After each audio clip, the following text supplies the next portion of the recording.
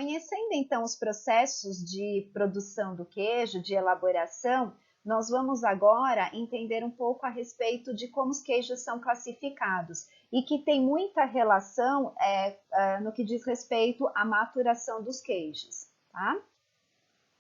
Primeiro, nós vamos falar sobre a classificação dos queijos no que diz respeito ao teor de umidade. Então, quando se fala em teor de umidade, nós podemos classificar os queijos em frescos, então são os queijos que não são maturados, então eles têm um alto teor de umidade, em torno de 60% a 80% da quantidade de água, né? Então, eles não sofreram maturação. Tem o sabor de leite aí acidificado, não tem casca e também não são prensados e pode ter o soro, como eu já falei para vocês. E pelo fato dele ser aí fresco, não sofrer maturação, seu prazo de validade aí fica em torno de 7 dias. Então, bem menor comparado aos outros tipos de queijo. Existem os queijos considerados macios. São aqueles queijos em que o teor de umidade fica em torno de 40% a 50%. Então, eles ficam maturados por algumas semanas ou alguns poucos meses, como nós comentamos anteriormente sobre o queijo camembert e o queijo brie, né?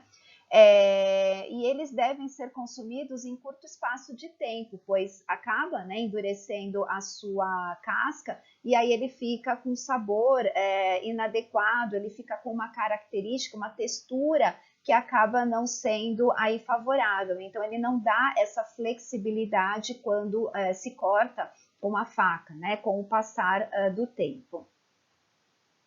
Ainda dentro da classificação de acordo com o teor de umidade, nós temos os queijos considerados semiduros. Aí sim, eles ficam por um pouquinho mais tempo, né, sendo maturados. Então, eles têm aí uma quantidade de água, aí uma umidade em torno de 40% a 45%.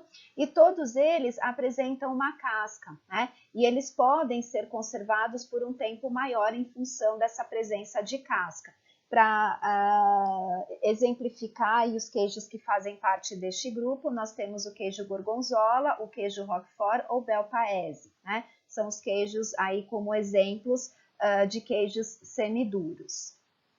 E por fim, nós temos os queijos considerados duros, então são aqueles queijos que sofreram processo de maturação aí bem maior comparado a todos os outros e podem ter sido ou não, né, prensados para poder retirar aí a maior quantidade de soro e para que tenha aí uma menor umidade.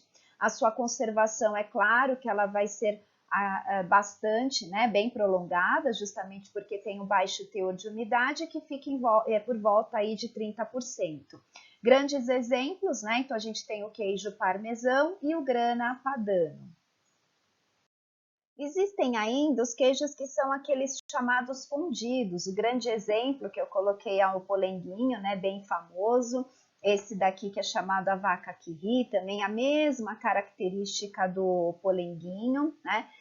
Esses tipos de queijos nada mais são, né, do que resultado da moagem e mistura de outros tipos de queijo.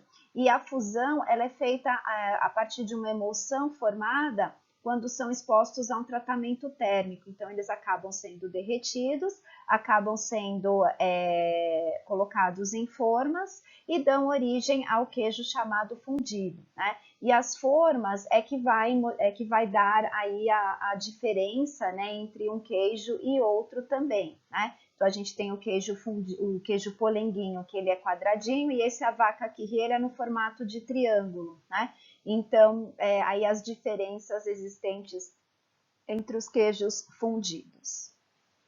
A portaria traz ainda que os queijos podem ser classificados de acordo com o teor de gordura. Para tanto, nós chamamos, né, a portaria traz como esses nomes. Então, extra gordo ou duplo creme, quando tem no mínimo aí de 60% de gordura. Os queijos gordos, quando tem de 45% a 59,9% de gordura. O semigordo, que tem de 25% a 44,9% de gordura. Aqueles já considerados magros, que tem de 10% a 24,9% de gordura. e aqueles que são chamados desnatados, que têm menos do que 10% de gordura, tá bom?